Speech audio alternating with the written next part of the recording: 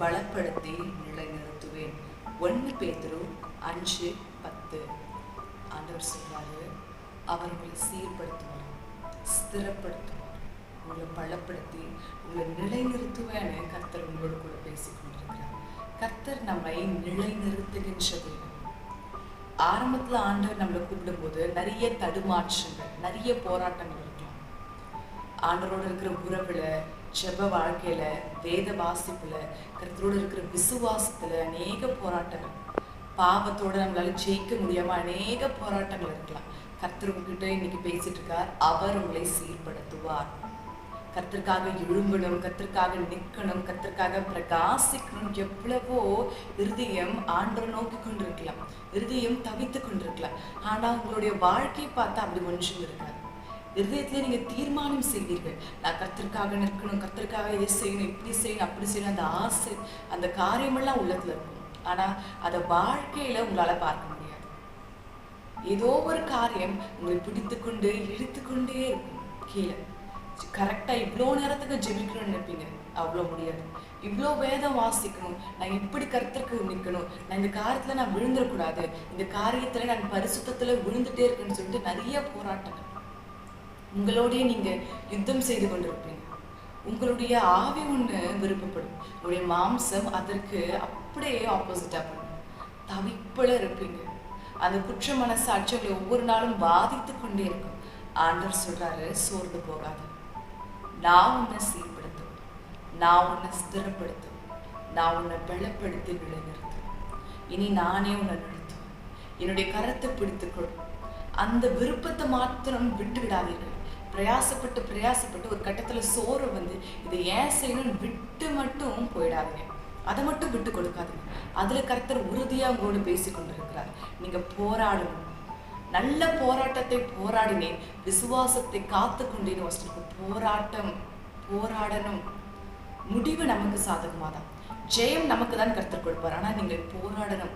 எனக்கு போராட விருப்பம் இல்லை, போராட பலன் இல்லைன்னு சொல்லிட்டு அதை மாத்திரம் விட்டுட்டு பின்பாக வராதீர்கள். கர்த்தர் கட்டாயம் உங்களை நிலைநிறுத்துவார். கட்டாயம் நீங்கள் இப்பொழுது பிரயாசப்பட்டிருக்கிற காரியத்தை நீங்கள் அடைந்து தீர்வீர்கள். கர்த்தருக்காக பரிசுத்தமாய் நீங்க வாழ்வீங்க. பலருக்கு தேவன் உங்களை சாட்சியை மாற்றுவார். உங்களை கொண்டு தேவன் பெரிய காரியங்களை செய்வார். இப்போ சோர்ந்து போய், இப்போ விழுந்து போய், இப்போ தவித்து கொண்டிருக்கலாம். ஆனா கர்த்தர் இதெல்லாம் மாற்றி உங்களை நிலைநிறுத்துவார். பல ஜனங்களுக்கு உங்களை தேவன் சாட்சியாய் மாற்றுவார். தேவன் அதை உங்களுக்கு கட்டாயம் செய்வார். விழுந்தாலும் பரவாயில்ல, தடுமாறினாலும் பரவாயில்ல, கொஞ்சம் கொஞ்சமா கர்த்தர் உங்களை மாற்றுவார். கொஞ்சம் கொஞ்சமா கர்த்தர் உங்களை நிலைநிறுத்துவார். சோர்ந்து மாத்திரம் போகாதீங்க. ஒன்றுமே ஆக மாட்டேங்குது, எத்தனை வருஷமா, எத்தனை நாட்களா வாக்குத்தத்தங்களெல்லாம் கர்த்தர் கொடுத்துருக்காரு. வாக்குத்தத்தங்கள்லாம் கேட்கும்போது அவ்வளவு சந்தோஷமா, அவ்வளவு ஆசீர்வாதமா, இவ்வளவு பெரிய பெரிய வாக்குத்தத்தங்கள் கொடுக்குறாரு, இவ்வளவு ஆசீர்வாதமான வார்த்தைகள் கொடுக்குறாருன்னு நல்லா இருக்கும். ஆனா அந்த வாழ்க்கையில நீங்க பார்க்கலன்னு உடனே ஒரு சோறு. நானா வாக்குத்தத்தத்தை எடுத்துக்கிறேன்னா, இல்ல கர்த்தர் தான் பேசுகிறாரா? அந்த சாத்தான் உங்க காதுல பொய்யை பேசி கொண்டிருப்பான். கர்த்தர் பேசின காரியத்துக்கு விரோதமாய் காலத்திற்கு முன்பாகவும் அவசரப்படக்கூடாது, தாமதமாகவும் பிந்தியும் செய்யக்கூடாது. கர்த்தருடைய குறித்த நேரத்துல செய்தால்தான் கர்த்தர் உங்களுக்கு கொடுக்க வேண்டிய ஆசீர்வாதம் பூரணமாய் வந்து உங்களை அடையும். அதற்காக காத்திருங்கள். கர்த்தர் அந்த ஆசீர்வாதத்தை கொடுப்பதற்கு முன்பாக உங்களை சீர்படுத்தாம ஸ்திரப்படுத்தாம உங்க கைகள்ல பெரிய காரியத்தை கொடுத்தா நீங்கள் அதை இழந்து விட கூடும். மகிமை உங்களுக்கு தெரியாம போகும். அதனால கர்த்தருடைய வேலைக்காக, நேரத்திற்காக காத்திருங்கள். தேவன் உங்களை சீர்படுத்த போகிறார். தேவன் உங்களை ஸ்திரப்படுத்த போகிறார். அவர் உங்களை நிலைநிறுத்த போகிறார். அவர் உங்களை நிறுத்துவார். அவர் உங்களுக்கு உதவி செய்வார். சர்வ காரியத்திலும் அவரே உங்களை ஆசீர்வதிப்பார். இப்போ செய்து கொண்டிருக்கிற காரியத்தை விடாமல் செய்யுங்கள். எந்த ஒரு பலனும் பார்க்கலாலும் பரவாயில்ல. கர்த்தர் சொன்ன வாக்குத்தத்தங்கள் உங்களுக்கு முன்பாக நடக்கலாலும் பரவாயில்ல. அது கண்ணு கெட்டின தூரம் வரையும் தெரியலனா பரவாயில்ல. எது நடக்குதோ நடக்கலையோ, கர்த்தர் உங்களுக்கு சொன்ன காரியத்துல, உங்க கையில கொடுக்கப்பட்ட கொஞ்ச விஷயத்துல நீங்கள் உண்மையா இருங்கள். காலங்கள் மாறும். கர்த்தர் உங்களுக்கான மழையை பொழிய பண்ணுவார். ஏற்ற காலத்துல அந்த மழை பெய்யும். அந்த ஆசீர்வாத மழையை தேவன் பெய்ய பண்ணுவார். அதற்காக காத்திருங்கள். சோர்ந்து மாத்திரம் போகாதீர்கள், விட்டு கொடுக்காதீர்கள். Do not give up. விட்டு கொடுக்காதீங்க. கர்த்தர் உங்களுக்கான காரியத்தை கட்டாயம் உங்க கையில வந்து சேரும்படியாக அவர் சகலவற்றையும் செய்வார். விட்டு கொடுக்காதீர்கள். ஒரு நேரம் இருக்குது, அந்த நேரத்துக்கிட்ட தான் நீங்க போயிட்டு இருக்கீங்க. கர்த்தர் உங்களுக்கு வைத்த வாக்குத்தத்தத்தை நோக்கி தான் நீங்க பயணம் செய்றீங்க. ஒரு நாள் பிந்தி போகல, ஒரு நாள் அதை விட்டு தூரம் போகல, அதை நோக்கி போயிட்டு இருக்கீங்க. சோர்ந்து போகாதீர்கள். இன்னும் கொஞ்சம் தூரம் தான், அந்த லக்கை அடைஞ்சிருவீங்க. அந்த முடிவை நீங்க பார்த்துருங்க. கர்த்தர் உங்களுக்கு சொன்ன வாக்குத்தத்தங்கள் எல்லாம் உங்கள் சொந்த கண்களை பார்க்கும். அந்நிய கண்கள் உங்கள் சொந்த கண்களை அவர் சொன்ன வாக்குத்தத்தங்கள் ஒவ்வொன்றாய் அழகாய் நிறைவேறும். காத்திருங்க. கட்டாயம் தேவன் உங்களை சீர்படுத்த போகிறார், நிலைநிறுத்த போகிறார். பயங்கரமான காரியங்களை பார்க்க போகிறீங்க. ஆசீர்வாதம், உயர்வு, மேன்மை சகலவற்றையும் கர்த்தர் உங்களுக்கு கொடுக்க போகிறார். இப்போ ஒரு விஷயம் நாம் அவரை நோக்கி ஜெபிப்போம். என்னன்னா, ஆண்டவரை என்ன பலப்படுத்துங்க, சீர்படுத்துங்க.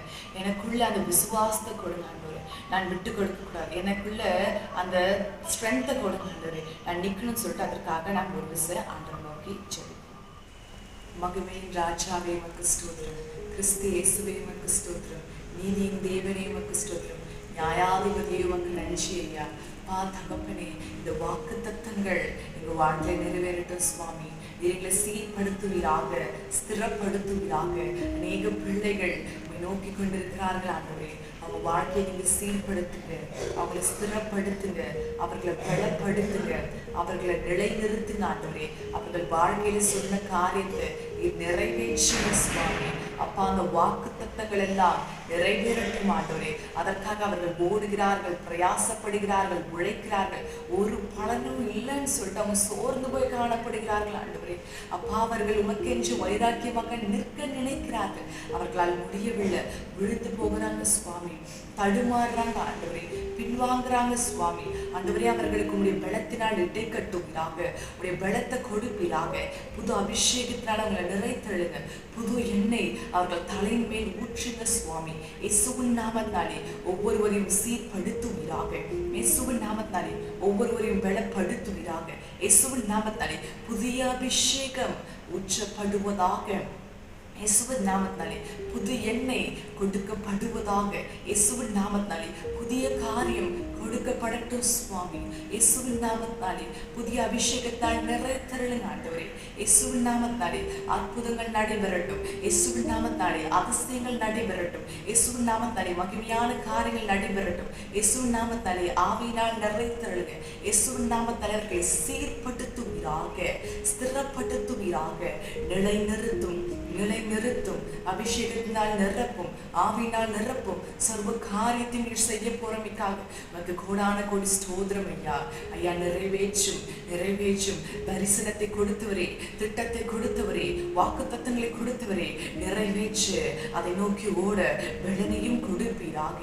அப்பா, அந்த பலத்தினால் இடை கட்டுங்க, பிள்ளைகளை நிரப்புங்க, ஆசீர்வதிங்க, ஒவ்வொருவரையும் அபிஷேகத்தால் நிறைத்தல்லுங்க, மகிமையான காரியத்தை செய்யுங்க சுவாமி.